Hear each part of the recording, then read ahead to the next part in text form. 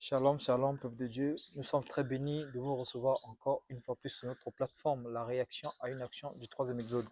Et aujourd'hui, nous avons un thème tellement capital, un thème qui tient réellement la vie des hommes sur la terre, c'est le mariage. Alors sur ce plateau, j'ai reçu un homme de Dieu, un serviteur, un pasteur d'une église, que lui-même va se présenter, donner son nom.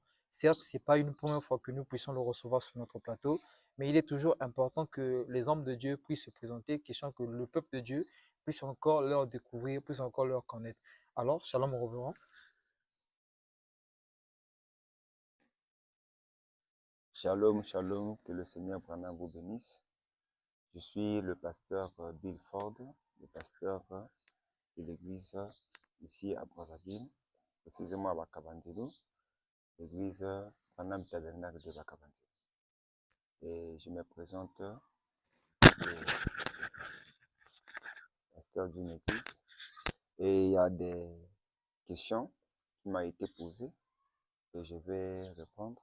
Je crois que les frères qui ont posé cette question, ils sont en train de me suivre. Et c'est quelque chose qui concerne le mariage, d'après William Aaron Branham. D'après William Branham. Et le mariage, d'après William Branham, c'est la première question que je dois répondre, parce que j'avais déjà fait cette émission, et ça fait de cela peut-être 2 mois, 3 mois passés. Maintenant, il y a eu au moins 2 à 3 pasteurs qui m'ont posé cette question, mais la question qui est très primordiale ici, c'est le mariage d'après Branham. Qu'est-ce qui est effectivement le mariage d'après Branham? Et quand on parle d'après Branham, nous sommes obligés de lire les Écritures. D'après William Branham, qu'est-ce que le mariage? Alors, nous allons prendre dans la brochure questions et réponses de 1964. Paragraphe, bon, au fait, c'est une question numéro 64 et 67. Il a répondu à cette question. Je vais d'abord lire cette question. Et quelle est la question qui a été posée à William Branham au sujet du mariage? Question-réponse de 1964. Numéro 2. Donc, frère Branham, quelle est la signification d'une rupture? Les gens sont-ils libres de se marier ou est-ce un autre mot pour divorcer?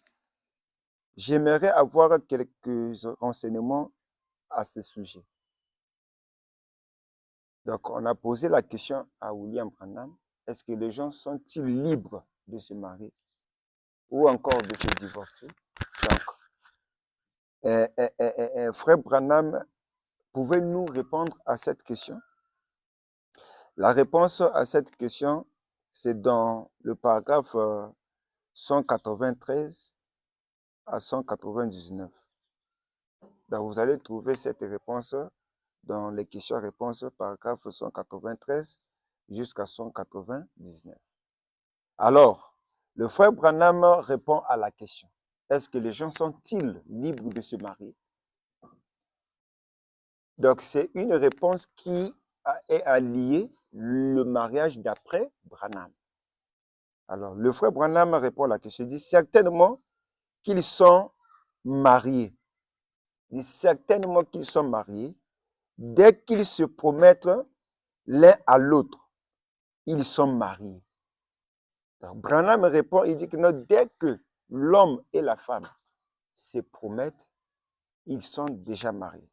Je continue. Il dit, si par exemple, un garçon de bonne foi promet à une jeune fille de l'épouser, il y a un engagement envers celle-ci.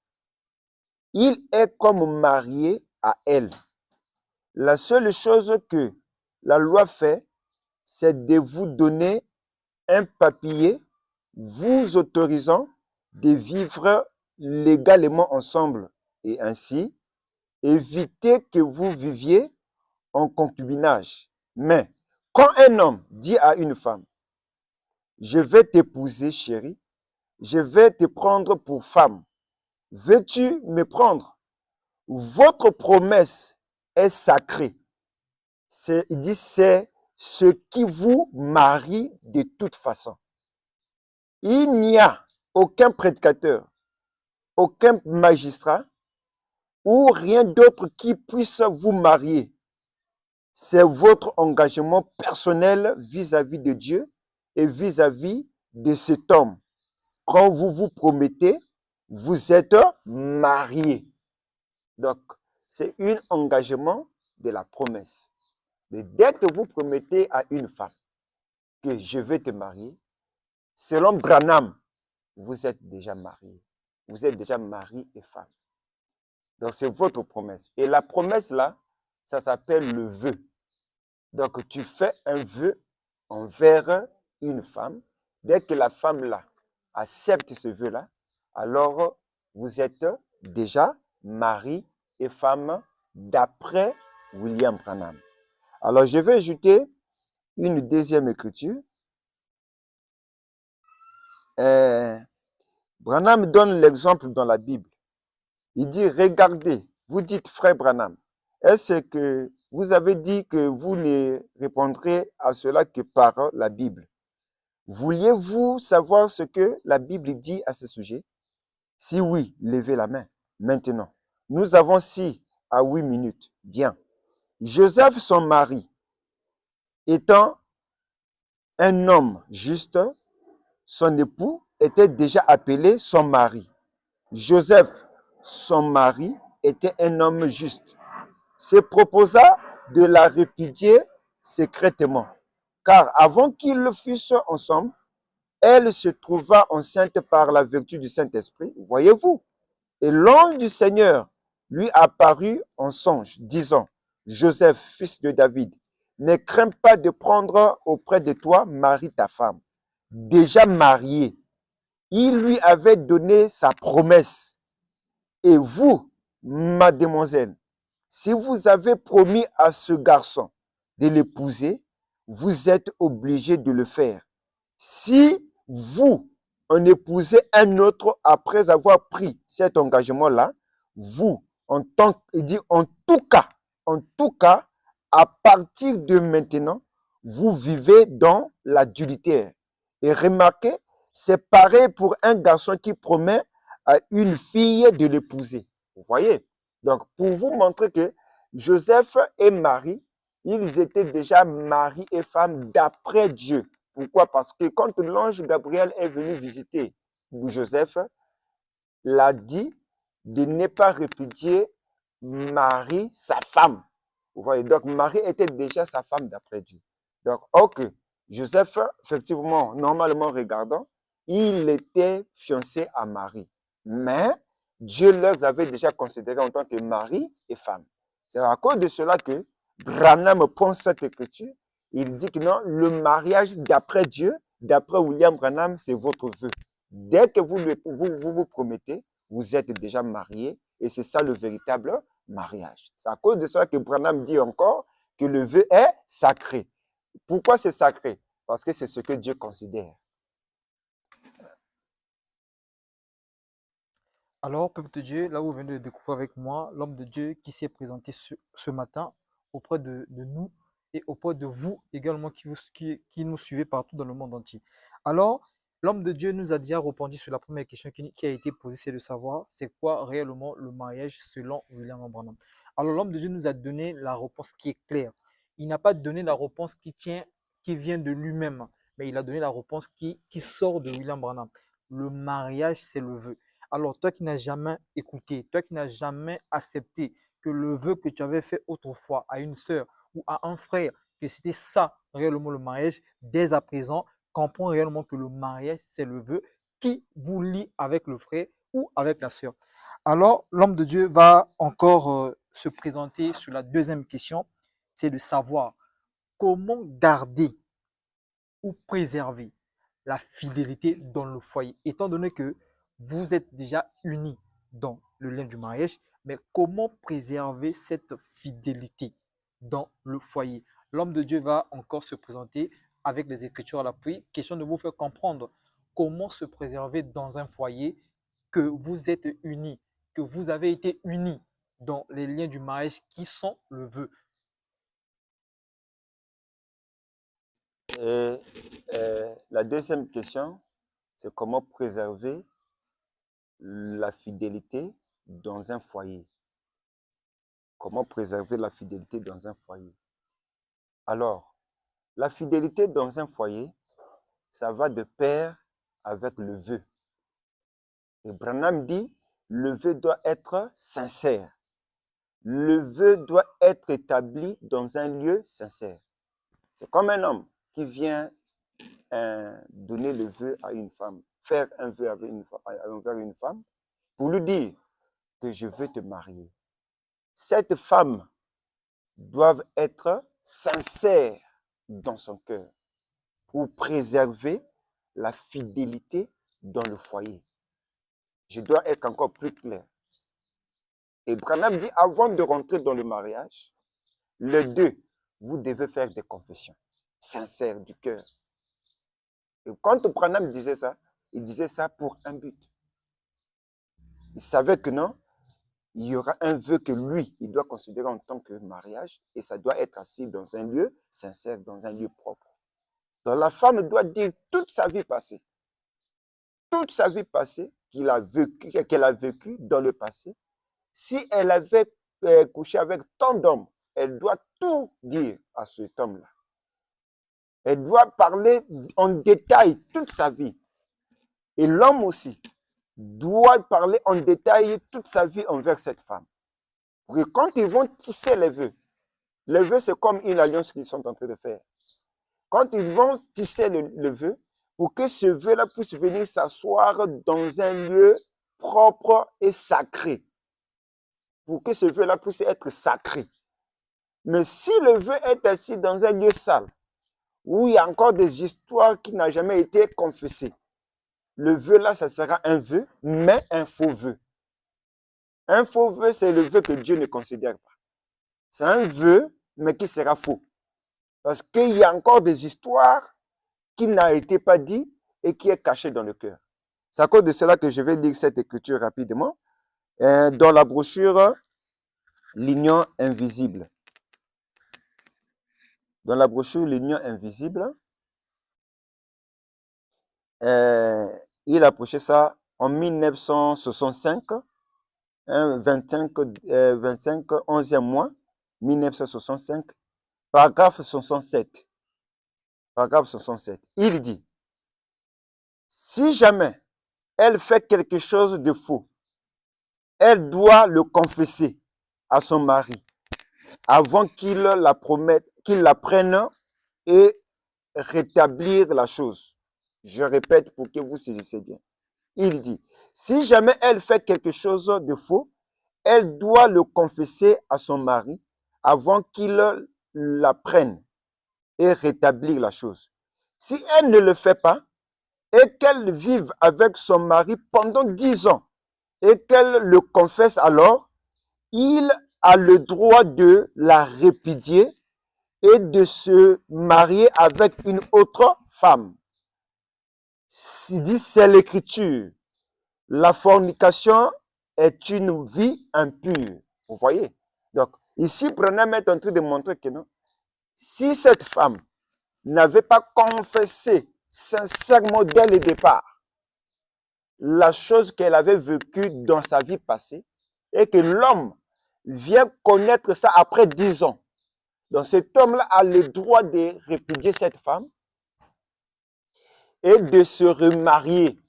Pourquoi? C'est là où que l'infidélité est engendrée. C'est pour cela que vous voyez que non, il y a beaucoup de mariages qui sont infidèles aujourd'hui. Il y a la femme est infidèle, l'homme est infidèle. C'est parce qu'ils n'ont pas sincèrement nettoyé l'endroit que le feu devait venir habiter dans leur cœur. Ils ont laissé encore des histoires. Et quand l'homme découvrait, ou encore quand la femme découvrait ces histoires-là, alors ça créait l'infidélité dans leur cœur. Alors que pour l'homme, Branham a donné l'ordonnance à l'homme de la répudier et de se remarier. Pourquoi? Parce que c'est l'homme qui marie une femme. Vous voyez? Mais pour la femme, envers son mari, elle ne serait plus confiante. Donc, elle ne doit plus mettre tellement de la confiance envers son mari parce que le mari ne l'avait pas dit toute la vérité. C'est ça qui engendre l'infidélité dans le foyer. Et si le mariage a été bien soigné, le vœu a été bien soigné et votre cœur a été bien soigné, vous allez constater qu'il y aura la fidélité dans ce mariage, il y aura la confiance. Pourquoi? Parce que l'amour est assis sur la confiance. Il y aura la confiance, il y aura la vérité dans votre bouche, parce que dès le départ, vous avez dit de l'un à l'autre la vérité. Et le vœu était assis dans la vérité. Et la fidélité doit vous accompagner au long de votre mariage sur la terre. Donc, pour être clair et précis, que c'est le début qui engendre l'infidélité. Et c'est le début aussi qui engendre la fidélité. Pourquoi? Parce que si au début vous êtes sincère envers votre vœu, alors à ce moment-là, au milieu de votre vœu serait aussi sincère. Si au début vous êtes insincère ou bien encore vous avez menti à l'un à l'autre, votre vœu, ça sera assis et ça sera un faux vœu. Et il n'y aura pas la fidélité. C'est à cause de cela, il faut faire très attention de bien nettoyer le départ, de ne pas rentrer dans un mariage avec la saleté, de nettoyer toute la saleté pour que le vœu puisse venir s'asseoir dans un lieu sincère et que la fidélité puisse vous accompagner dans votre mariage. C'était ça ma réponse. Alors, pour te dire, là où vous venez de découvrir avec moi que la sincérité dans le mariage commence dès le départ. Dès lors que le départ n'est pas bien nettoyé, comme l'homme de Dieu vient de le dire, alors cela va introduire ce qu'on appelle par l'infidélité. Alors, revenons, nous voulons savoir, qu'est-ce qui rend, étant donné que le départ, c'est ça qui fait que l'homme ou la femme soit sincère. Mais réellement, selon William Branham, qu'est-ce qui fait que l'homme ou la femme soit fidèle dans la vie du foyer? Est-ce que c'est le vœu qu'ils ont fait dès le départ ou c'est au fur et à mesure avec l'espérance de vie? Parce qu'on a vu des mariages, au départ, ils avaient fait un vœu qui était sincère à la portée de tous, mais au milieu, ce n'est plus la chose qui se manifeste. L'homme devient infidèle, la femme également devient infidèle. Mais qu'est-ce qui rend l'homme fidèle dans un foyer qu'on appelle aujourd'hui le mariage? Donc, l'homme de Dieu va essayer un peu de nous éclairer là-dessus parce que c'est l'une des questions que les serviteurs nous ont posées via notre plateforme. Et aujourd'hui, l'homme de Dieu est censé nous apporter un peu l'éclaircissement là-dedans afin que le peuple de Dieu soit éclairé.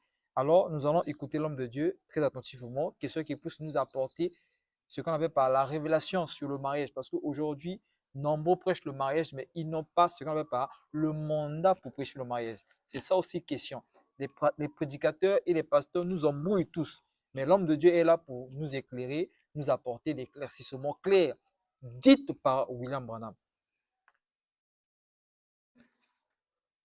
Et merci, frère journaliste, pour cette question. La chose qui garde la fidélité dans le mariage. Exactement. La chose qui garde la fidélité dans le mariage, je pense que cette question, ça a été déjà répondu même dans mes discours que j'ai faits. La chose qui garde la fidélité dans le mariage, vous pouvez avoir une femme dont vous avez bien commencé, vous avez bien soigné votre vœu, et là où le vieux vient s'asseoir, vous avez bien nettoyé votre endroit, et le lieu est propre, et après avoir vécu pendant des années, alors l'infidélité rentre. Et la femme est devenue infidèle, l'homme infidèle, personne n'écoute l'autre, il n'y a plus de communication, ni ce qu'on appelle le dialogue dans le mariage, c'est maintenant la séparation. En fait, dans ces histoires-là, il y a beaucoup de points que nous pouvons expliquer. Mais nous allons seulement expliquer cela d'après William Branham. Exactement. Parce qu'il y a beaucoup de points qu'on devait détailler, mais ça nous manque le temps, avec un petit temps qu'on m'a donné. Je vais d'abord commencer par lire cette écriture. Ça va beaucoup nous aider et nous allons développer un petit mot au sujet de cette écriture. Question et réponse. Toujours toujours numéro 3. Et il a projeté ça en 1964. Cette fois-ci, dans paragraphe 154 à 155. Question-réponse numéro 3. Il a projeté ça en 1964. Paragraphe 154, 155. Mais étant donné que vous êtes mariés, voici à quel moment vous êtes réellement mariés. Branham dit que non, voici maintenant à quel moment vous êtes réellement mariés. Il dit, vous êtes mariés lorsque vous vous faites vos vœux. Le vœu. Donc, vous êtes réellement mariés, donc la réalité du mariage. Exact. Vous êtes réellement mariés lorsque vous faites vos vœux l'un à l'autre.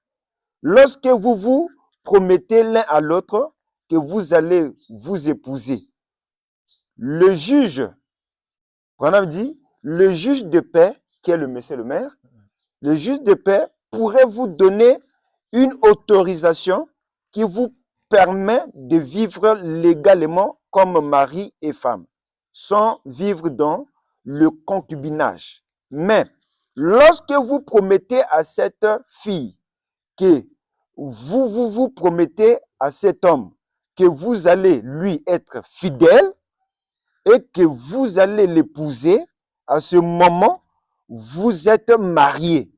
Vous souvenez que j'ai expliqué cela la semaine dernière, je crois. Voyez-vous, c'est lorsque vous le lui promettez. Vous voyez? Donc, vous voyez que non, la promesse là du vœu marche avec la fidélité. Donc, quand vous promettez à une femme que je vais te le marier et vous êtes déjà marié d'après Dieu, alors la fidélité est là, déjà dans ce vœu-là. Parce que le vœu-là est sincère.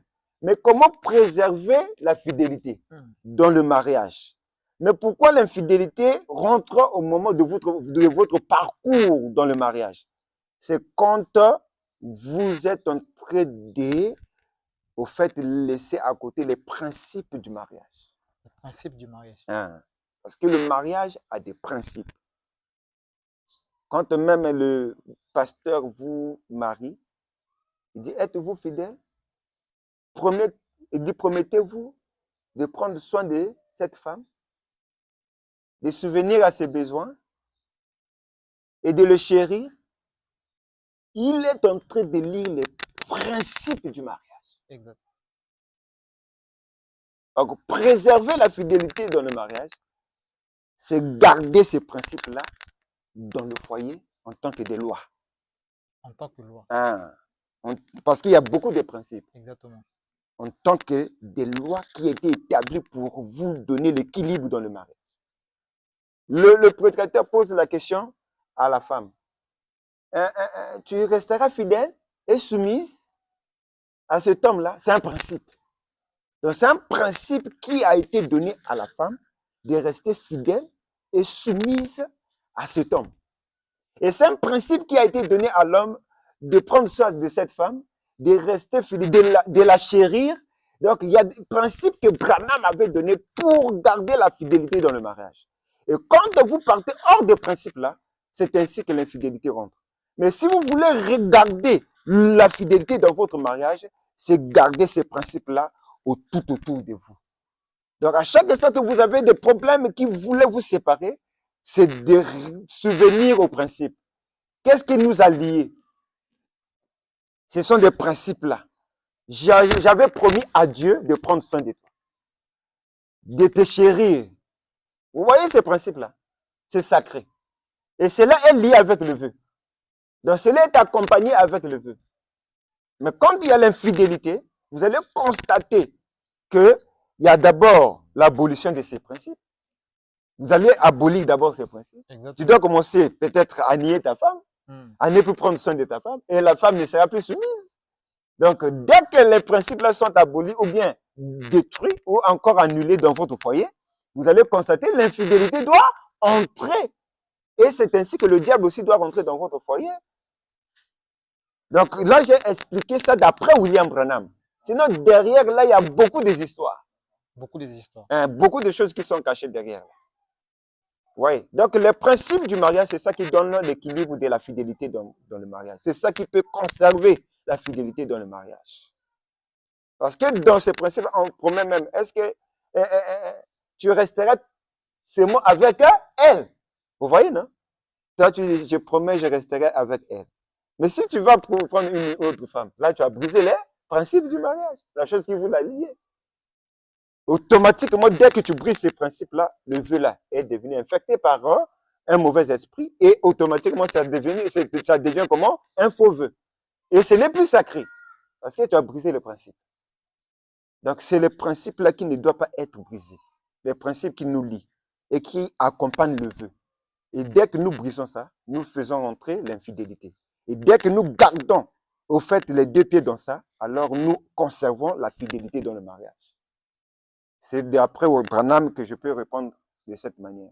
Mais si vous voulez qu'on puisse rentrer dans les détails profonds, parce qu'il y a des choses mystiques qui sont cachées, qui peut démolir un mariage. Parce que le mariage a commencé par être spirituel. Donc, si on veut parler de la spiritualité dans le mariage, c'est là où que nous allons maintenant commencer à faire découvrir des choses spirituelles. Mais selon les lois, on s'arrête là. Que le Seigneur Branham vous bénisse. Dès que la femme brise à la maison, Alors, peuple de Dieu, nous sommes presque arrivés au terme de notre émission. Vous avez suivi avec moi l'homme de Dieu. Il vous a donné les détails. Il vous a montré l'importance du vœu qui est aujourd'hui le mariage et le vrai mariage institué par Dieu lui-même. Alors, c'est la dernière question qui nous a été posée, c'est de savoir, étant donné que le vœu est sacré, revoir la question nous dit, si le vœu est sacré, pourquoi l'infidélité dans le mariage? En fait, j'allais souligner cela tellement trop bien pour que je puisse éclairer encore des enfants de Dieu. Si le vœu est sacré, pourquoi l'infidélité dans le mariage? Vous voyez? Et la réponse a été même donnée dans la parole. Branham avait déjà répondu à ça. Quand le vœu est sacré, le vœu sacré ne peut pas engendrer l'infidélité. Exact. Un vœu sacré n'engendre jamais l'infidélité. Vous voyez? Mais quand le sacré quitte le vœu, alors ça peut engendrer l'infidélité. Maintenant, à quel moment que le sacré quitte le vœu? Exactement. C'est au moment qu'il y a maintenant le mensonge, ou encore la tromperie, ou encore la fornication, beaucoup de choses. Vous voyez? Quand un homme trompe une femme, ils ont tissé les relations des vœux, et que leur vœu a été sacré dès le départ, mais quand ils sont arrivés maintenant dans le mariage, l'homme va sortir avec une autre femme, ou bien la femme va sortir avec un autre homme, automatiquement, ils rend ce vœu-là, au fait, un faux vœu. Et le sacré est ôté. Donc, dès que le sacré ôte, alors c'est le diable qui entre dans ce mariage. Pourquoi? Parce que la chose qui rendait le vœu sacré, c'est quand vous étiez fidèle et sincère entre vous, entre ta femme, envers ton mari. Mais dès que tu fais rentrer la tromperie, tu fais rentrer les histoires qui sont antiscripturelles, d'après les principes du mariage, alors le vœu là, le sacré est ôté et l'infidélité rentre. Et la chose qui fait rentrer l'infidélité dans le mariage, c'est quand le vœu n'est plus sacré. C'est là où que l'infidélité rentre. Et la chose qui rend le vœu non sacré, c'est parce qu'il y a eu tromperie. Donc, c'est pour cela, vous voyez que dans les mariages, la tromperie engendre l'infidélité. Et ça ôte le sacré dans le vœu. Et dès que le vœu n'est plus sacré, alors l'infidélité prend sa place dans un foyer. Et vous allez commencer à vivre maintenant dans la tromperie l'un à l'autre. Tu auras le rancœur et le diable doit rentrer, il doit amplifier l'infidélité. Parce que l'infidélité vient à travers la tromperie. Si l'homme trompe sa femme, c'est ça l'infidélité. Si la femme trompe son mari, c'est ça l'infidélité. C'est là où que le diable siège dans votre foyer et il amplifie l'infidélité. Et vous allez commencer à vivre maintenant les gémissements et les grincements dedans dans votre mariage. C'est à cause de cela que Branham dit que non, gardez le vœu sincère et sacré. C'est votre sécurité, c'est ça le noyau de votre mariage. Que le Seigneur Branham vous bénisse. Alors, cette émission a été présentée par votre frère Bill Evans du Congo-Brazzaville. Sur ce plateau, j'ai reçu un serviteur, c'est le pasteur Bill Ford, que nous connaissons de tous. Ici, on l'appelle l'homme qui aime les choses fortes. Bill Ford, Oh, c'est son nom. Alors, nous allons vous recevoir encore sur les prochaines émissions. Que le Seigneur vous bénisse richement. et qu'il vous bénisse richement. Je suis très heureux d'être devant vous. Je sais que mes frères bien-aimés pasteurs, ils ont reçu leur réponse à leurs questions. Et je vous aime beaucoup. Que Dieu soit loué, que le Seigneur Branham vous bénisse. Ah, c'était quand